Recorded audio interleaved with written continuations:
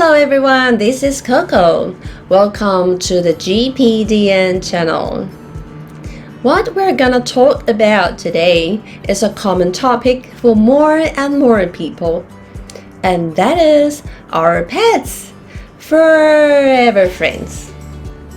The interaction between people and their pets is truly a type of unconditional love.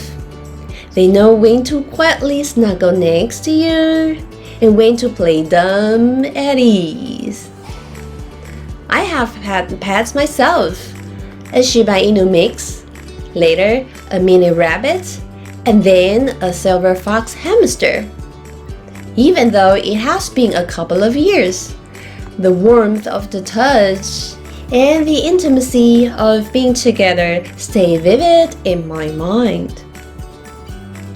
We've invited a few friends to share their fantastic pet stories with us. So next, please allow your emotions to flow with a series of heartfelt sharings and embrace the heartwarming moments.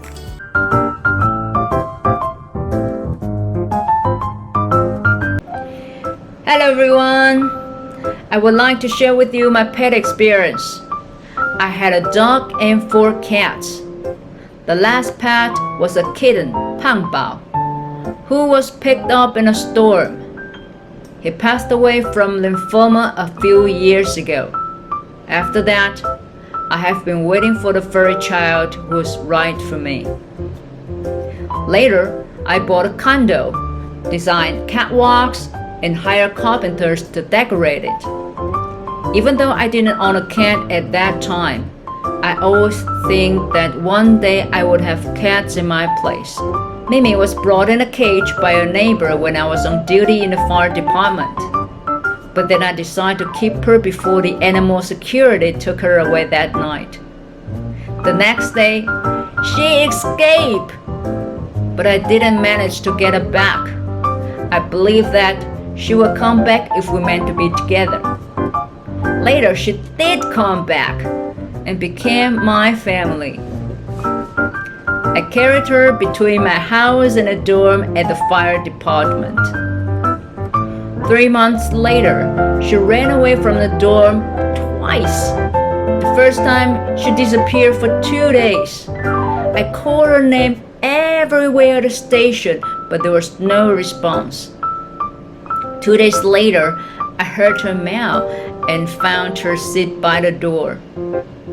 A few days later, she slipped out again when I opened the door.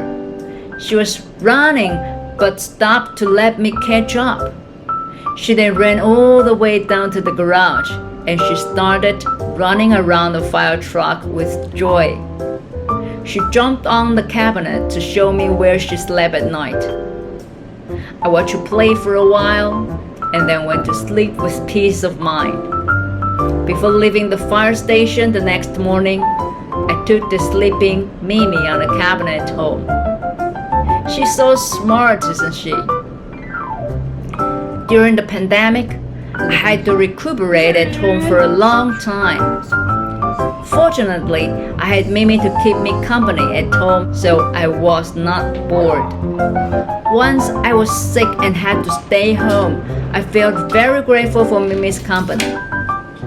Mimi is very smart, active, super coquettish, and sometimes a little destructive. I would like to say something to Mimi. I need more creativity to take care of the smart you. You are very expressive, and I'll try to understand you and take care of you. I will love you forever. I love you. Meow. I love you.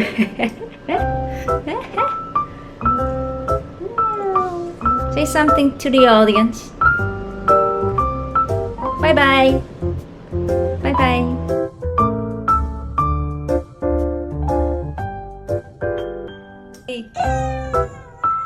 강희. 来，跟干妈抗议，为什么碗空空的？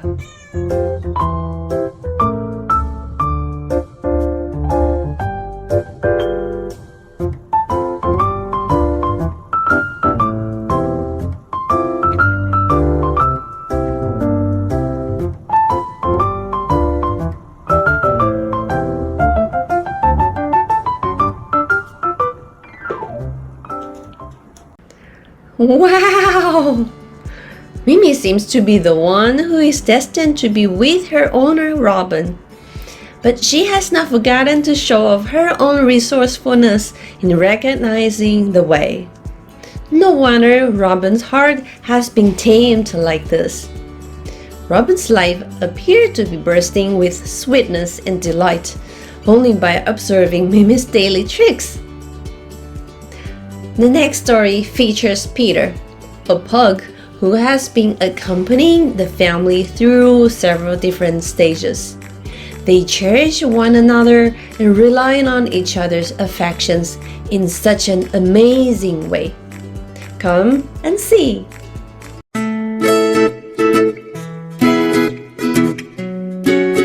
The story I want to share about our 6-year-old pug Peter is one that is about love and family. When my husband and I decided to start a family in Hong Kong in 2016, we both wanted a dog. We found a good breeder and found Peter, who was the runt of his litter. In the 2 years from our engagement to marriage, we also learned how to be a family with Peter. He truly loves us unconditionally, and as a good-natured dog, it seemed that he believed everything is good in this world. When we decided to move back to Taiwan for family reasons, we discovered the obstacles of moving a pet across borders. 6 months is minimally required for Peter to get tested for rabies antibody within his blood. We delayed our move for half a year so that all of us can move together. Being a flat-faced dog, Peter also had a short window to fly in early spring month. In early 2020, when his test result was finally ready, COVID-19 outbreak started and all planes he could fly with got canceled. Fortunately, we found a suitable flight last minute and Peter was able to come with us. We are fortunate to remain a family through expanding our family with the birth of our baby daughter. You can tell that Peter truly loves and protects the baby. I believe that the baby is also learning about how to love from her gugu, meaning big brother in Mandarin. With Peter, I finally understood what my husband always said. The worst dog is perhaps still better than the best human because they have pure souls. They live shorter because they quickly understand and teaches the meaning of love. This is such a lovely story of a family uniting and striving for each other's merits. So touching, isn't it? Peter reminds me of my 13-year-old mini rabbit, who also joined me through many periods of my life, including studying abroad, working, starting a family, and giving birth to my child.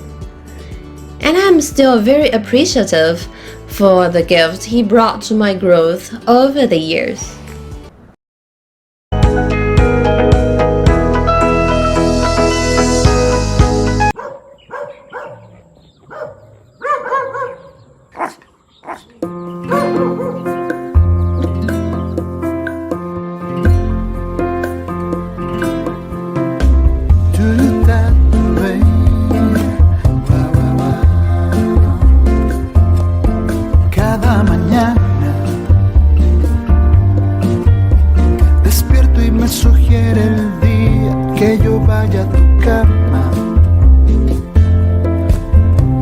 Que busque tu mano traviesa y me quede a tu lado para ver qué juego inventamos.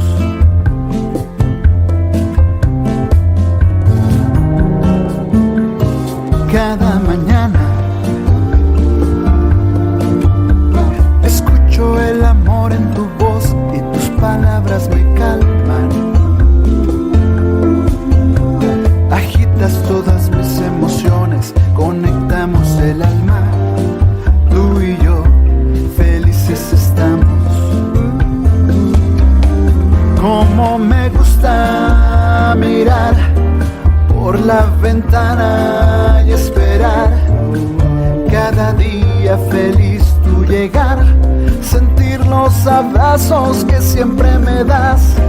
Cuántas historias que contar, mi alma te va a acompañar. No importa que no sepa hablar, solo sé ladrar.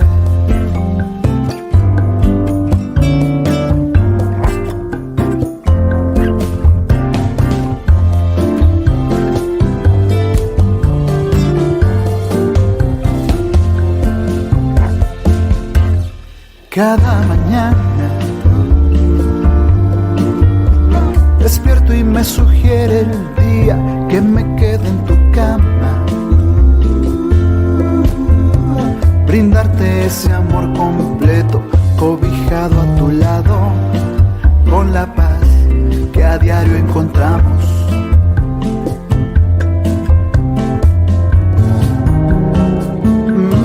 Cada mañana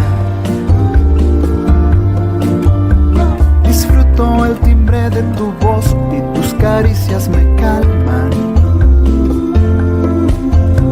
Sorprendes todas mis emociones, no quiero que te vayas. Soy inquieto y así tú me amas. Como me gusta mirar por la ventana y esperar cada tarde feliz tu llegar, sentir los abrazos que siempre me das. Cuántas historias que contar, mi alma te va a acompañar. No importa que no sepa hablar, solo sé ladrar. Como me gusta mirar por la ventana y esperar cada noche feliz tu llegar, sentir los abrazos que me hacen saltar. Tantas historias por contar, mi alma te va a acompañar. Te quiero y yo te lo diré con un guau guau. Con un guau guau.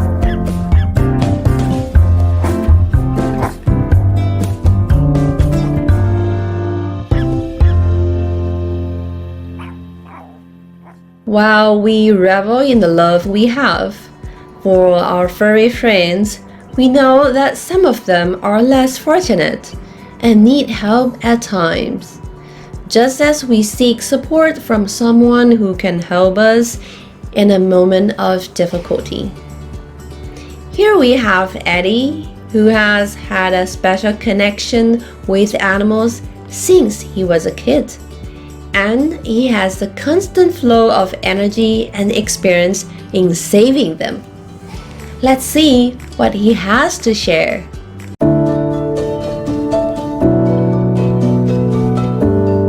Dear friends, hello from the USA. My name is Eddie Peinado, and today I will share with you my experience and passion for saving dogs and cats. My passion for animals started when I was a child back in Brazil. My family always had pets. My parents taught me love and compassion towards all living beings. Owning an animal gave me the sense of responsibility and commitment. I always felt connected in a very special way to every dog I had. It was like I could hear their voices and feel their feelings. Every time one of my dogs passed away, it felt like a piece of me had died. As a matter of fact, when I was a child, I wanted to become a veterinarian. I ended up getting a major in economics and running the family business instead. My first rescue was when I was a teenager. I went for a 10-kilometer run to the top of this hill, and when I reached the top, I saw this abandoned little puppy, skinny and hungry. Without giving any second thoughts, I picked it up and ran down the mountain with the puppy on my arms, back to my car and drove it home. I still remember the joy of having saved that little soul. I became a cat person later in life when I met my wife. She had 2 cats. I wasn't a cat person at all. Over time, I created a special bond with them, something I could never explain. It all made sense when I realized that my Chinese astrology sign is Tiger, My first cat rescue was in 2005 when I was in flight school in New Mexico, United States. I drove 1,500 kilometers to bring it to San Francisco, dropped the kid at home, turned around and drove 1,500 kilometers back to New Mexico to finish flight school. Since I became a professional pilot, I started traveling around the world. I started rescuing cats and finding forever homes. Every time I am on a layover and come across a cat in need, I coordinate with local animal shelter and volunteers to make sure these cats are fed and have medical care. The most important aspect of caring for a stray cat is to make sure they are spayed so they stop having babies. Population control is very important. Less cats on the streets, less suffering. The official name for animal population control is TNRM, Trap, Neuter, Return and Maintain. So if you live in an area that has many cats, coordinate with the local animal shelter to have them trapped, spayed, then bring them back to the place they live and care for them, make sure they have food, water, shelter, and medical care. This way, the population of the colony will be under control and we have less cats on the streets. Throughout my career as a pilot, I was able to find forever homes to dozens of cats. Usually, I bring cats from places where they have an overpopulation to places that need cats. One of my best stories is how I rescued 17 cats from the Fijian Islands and found them forever homes in California. I found a way to combine the nature of my pilot job with my passion for rescuing cats. It takes a lot of time, logistics, some money, and the most important, passion for saving an animal. Every time I rescue a cat, I found a forever home for it, I feel my soul smiling. Thank you so much for the opportunity to share my passion for saving animals with all of you. Take care. Meow meow, Eddie Peinado. I have seen Eddie follow his heart and make his flying profession a great aid to rescue, expanding the rescue area and rehoming the animals. The rescued animals are really lucky to have you, Eddie. We are so proud of you. Here is another form of inspiration from the last speaker, Katerina. She aims to leverage her professional creation to raise the public awareness and preserve some of the world's most endangered wildlife. Her vision of nature is like a precious piece of art that must be understood and safeguarded. Hello from Denmark. My name is Katerina and I'm an artist and animal lover. Nature had been always my biggest inspiration, all the impressive colors, creations, power and beauty.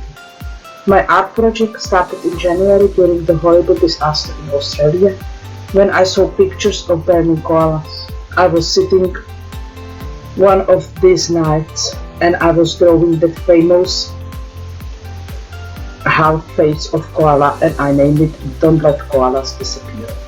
The drawing became viral and the idea continued. There came few more sketches like the orangutan baby and the tiger and then came lockdown. In the isolation time, I got a lot of time to take my palettes up again and start to do what my soul burns for, paint. I decided to make a big art project with 15 canvases, 1.1 meter, with all critically endangered animals. Let them be exhibited together in galleries and make people to stop and think for a moment. Because art is very powerful weapon. It can hit millions of people directly into heart by one single shot. And the idea continued. There came painting of sloth, gorilla, hawkbill turtle, orangutan baby saula, rhinoceros, elephant and the orangutan marine. I still have to do several canvases to fool the 15 critically endangered animals, but already now I donate 25% from art prints to rescue groups and I hope this project will get the attention it deserves. We are here on this earth for nothing more than observe the beauty of nature. We are not entitled to harm anything. It's like to go into a gallery and rip Mona Lisa canvas to pieces. Art is here to let us absorb its beauty and so its nature.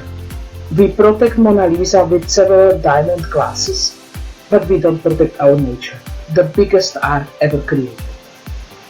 I used art as a weapon to protect the incredible art nature created. If God gave me the talent to paint and love animals, He probably had a plan with that. So here I go. Thank you all for trying to make a difference in this world. We humans need the companionship of animals, both in body and mind. And animals also need our respect and care in return, which looks to be a different form of love expression. But animals and our body are actually love incarnate, if we can feel it with our hearts.